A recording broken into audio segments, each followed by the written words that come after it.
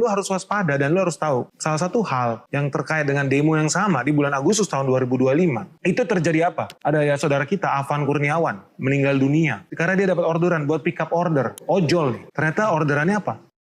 Orderan. Nah, ini salah satu strategi cerdas dari operasi intelijen Malaysia buat mengumpulkan massa di satu titik. Lu sadar gak sih? Ketika demo kemarin itu banyak orderan palsu, fake order datang dari Malaysia. Pura-pura anterin paket, pura-pura Pak jemput saya. Tapi dikoordinasikan buat terjadi pengumpulan ojol di mana? Di gedung DPR, di gedung DPRD lah, di gedung KPK lah, di gedung MPR lah. Lu bisa lihat ada orang order 10 nasi geprek lah, 10 nasi uduk lah, 10 ayam goreng lah. Tolong anterin ke gedung DPRD Jawa Barat. Ada lagi yang pesan orderan tolong anterin ke gedung MPR. Ada lagi yang pesan anterin ke gedung KPK, ke gedung sate di Bandung, ke Senayan. Dan lu bisa lihat banyak orderan-orderan palsu itu, fake order itu datangnya dari luar negeri di hari yang sama, di jam yang sama, dan ini terkoordinasi. Karena orderannya bukan 1-2 biji. Orderan itu ribuan. Ribuan guys. Dan lu masih bisa lihat jejak digitalnya. Tuh. Dia bilang apa di chattingnya? Tak perlu hantar bang, nanti abang bahagi sama-sama teman abang. Saya lagi di Malaysia, semoga Indonesia kembali sembuh. Terus ada tuh Yami tuh dari Twitter. Guys, I just found out that you can support Indonesian Grab Riders katanya. Lu bisa bantuin nih, support Indonesian Grab Riders. Karena lu sekarang bisa bikin pengiriman, delivery di Indonesia. Agustus 30, 2025. Jadi dari sini lu udah bisa lihat ya, ternyata banyak fake order yang dilakukan dari luar negeri ke Indonesia. Gunanya apa? Pengumpulan massa. Pura-pura minta jemput lah, ngirim barang lah, order makanan lah. Begitu sampai di situ zong. Nah, itulah yang terjadi dengan saudara kita Afan Kurniawan yang kemudian apa? Hilang nyawanya di situ. Kita nggak mau ini terulang lagi lah. Dan lu nggak bisa bilang ini ngadi-ngadi. Kayak karena buktinya bertaburan di mana-mana. Bahkan lu lihat salah satu operator ojol itu mengakui. Lu baca sendiri nih. Kompas.com. Apa dia bilang? Pesanan Grab dari luar negeri melonjak. CNN Indonesia. Lonjakan pesanan makanan sewaktu demo banyak dari luar negeri. Kompas.com lagi nih. Terjadi peningkatan orderan di tanggal 30 sampai 31 Agustus 2025. Dari nomor-nomor luar negeri, dari nomor-nomor dengan kode nomor asing. So, ini bukan fake story. Yang gue lagi share sama lo adalah fakta yang kejadian di tahun lalu. Strategi khusus buat menghancurkan Indonesia. Strategi untuk mengumpulkan massa. Begitu dikirim fake order ini ke ribuan ojol seluruh Indonesia. Puluhan ribu orang berkumpul di satu titik. Modalnya cuma paket data. Lu udah tahu next apa yang terjadi. Tinggal disulut supaya terjadi kemarahan, supaya terjadi kerusuhan. Dan kenapa gue bilang ini sebagai sebuah serangan? Simple guys. Kalau memang kayak orang Malaysia tadi bilang ini kan tujuannya amal, mau bantu supaya driver tuh dapat kerjaan segala macam. Simple. Lu kan bisa ngirim nasi bungkus itu ke panti asuhan, ke tempat-tempat ibadah, ke tempat anak yatim. Kenapa kok kirim paketnya spesifik banget ya? Ke Senayan, ke gedung DPR, ke kantor wali kota. Lu harus curiga dong. Ini maksud lu mau amal kah? Atau strategi pengumpulan massa? Dan ini aneh, lu harus curiga guys. Ketika terjadi lonjakan orderan asing masuk ke ribuan titik driver ojol di Indonesia. Gue tantang lu coba lakukan yang sama. Coba teman-teman nih, follower Benik semua. Tes, buka aplikasi ojol lu. Apapun mereknya. Gue tantang lu, coba buka. Arahkan peta lu. Lu order makanan dari restoran di Singapura. Dari Orchard Road misalkan, tes lu mau kirim ke Clarky. Bisa nggak? Gue garansi nggak bisa. Atau, nggak usah di Singapura. Lu tes Johor Bahru, Malaysia. Tes Kuala Lumpur, lu coba bikin orderan di situ dari restoran di sana, bisa nggak? Gua garansi nggak bisa. So, lu harus bertanya-tanya, kenapa spesifik di tanggal 30 sampai 31 Agustus 2025 mendadak orang dari Malaysia bisa bikin fake order di Indonesia, di Jakarta, dari Pancoran ke Senayan, dari Tebet ke Senayan, dari Palmerah ke Senayan, dari Grogol Cawang ke Senayan. Coba lu pikir, aneh nggak? Nggak percaya, lu tes hari ini makanya. Tes, lu pesen orderan dari restoran di Kuala Lumpur. Kirim ke Kuala Lumpur juga. Bisa nggak? Nggak bisa. Berarti ini serangan. Dan inilah fungsinya narkoboy. Karena kemarin mereka gagal demonstrasinya. Kenapa? Karena narkoboynya kurang banyak. Masa iya? Emang apa hubungannya guys? Simple. Sekali lagi gue bilang, lu demonstrasi boleh. Menyuarakan pendapat boleh. Anarkis nggak boleh. Dan aneh, kok mahasiswa yang katanya terpelajar tapi anarkis? Kok bisa? Simple. Kalau orderan nasi uduk lu nanti dicampur narkoboy.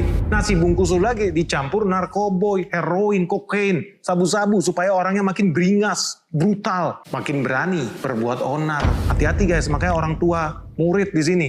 Orang tua mahasiswa, lu harus hati-hati. Lu nggak mau kan anak-anak lu jadi pemadat, pecandu narkoboy.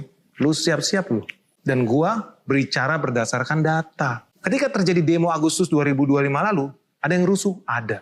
Ketangkep? Iya. Dites darah. Apa yang terjadi? Lu lihat di suara.com. Ketika terjadi demo 2 Agustus 2025, bukan cuma anarkis. Polisi itu nangkep ada 7 pendemo DPR positif narkoboy. 6 diantaranya nyabu. Nyabu di sini bukan nyarapan bubur guys, kalau itu mah enak ya dan sehat. Nyabu di sini ya salah satu jenis narkoboy yang bisa mengganggu psikologis kejiwaan orang sehingga dia jadi makin pede, makin beringas. Ada lagi di FIFA. Ini fakta mengejutkan. Demo yang ricu DPR. 22 orang positif narkoboy. Dan ngerinya, dari 10 orang yang dijadikan tersangka, di situ ada anak-anak kecil. Gila ini emang nih. Gue makanya jijik banget nih sama asing nih. Mereka rela memanfaatkan, bahkan anak-anak kecil disuntik narkoboy buat bikin kerusuhan di Jakarta, di Indonesia, di mana-mana.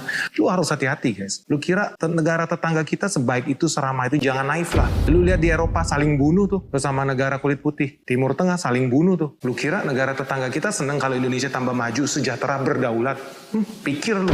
Kalau nggak ngapain dia ekspor bertonton narkoboy ke sini? Buat bisnis farmasi emangnya?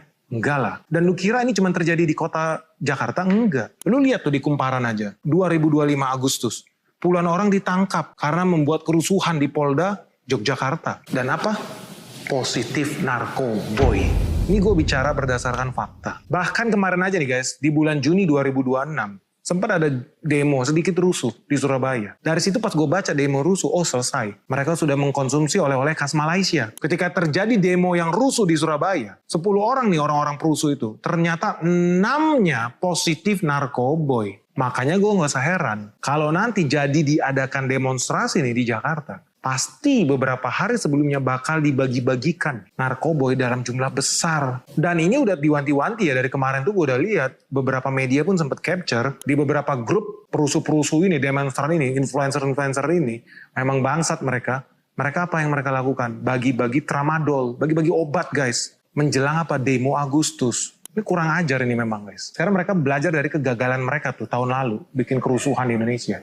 Sekarang supaya berhasil demonstrasi itu, mereka udah siapin bagi-bagi nasi bungkus, bagi-bagi nasi kotak, campur narkoboy. Nah menurut lu gimana nih guys? Menurut lu Indonesia harus diem aja atau enggak? Ini udah bahaya sih, karena menurut gue ini udah serangan yang terstruktur. Dilakukan secara masif dan terencana. Menurut gue ini Indonesia harusnya mengajukan protes nih. Kementerian Luar Negeri harus bikin nota, komplain, diplomatik ke Malaysia. Maksud lu apa? Orang bawa narkoboy ratusan kilogram lewat dari bandara-bandara lu. Kok bisa kayak buta? Apa yang dijaga di sana pakai kacamata hitam semua atau agak teler? Atau perlu operasi lasik apa gimana nih? Kok berulang kali bocor? Bukan di Indonesia ya lu? Bocornya dari sana, dari Malaysia, kan disengaja. Jangan-jangan disponsorin sama negara lu. Karena terbukti setelah ditangkap pilot maskapai Malaysia Airlines itu, kebocoran lagi. Datang lagi tetap dikirim terus. Bukan 1 butir 2 butir bro, ribuan. Kan gila ini guys. Mereka benar-benar udah kayak kejar deadline ini namanya. Deadline apa?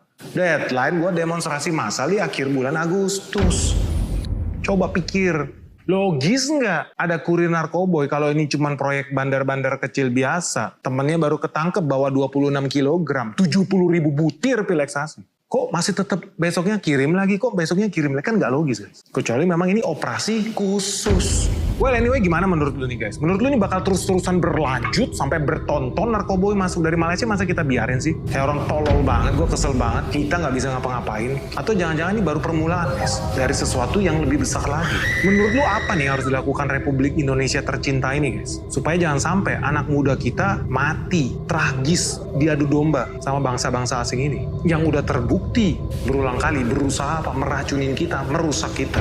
Negara kita siap nggak guys? Share dong pandangan kalian seperti apa? Gimana sih caranya supaya negara kita bisa survive dari operasi khusus Malaysia ini?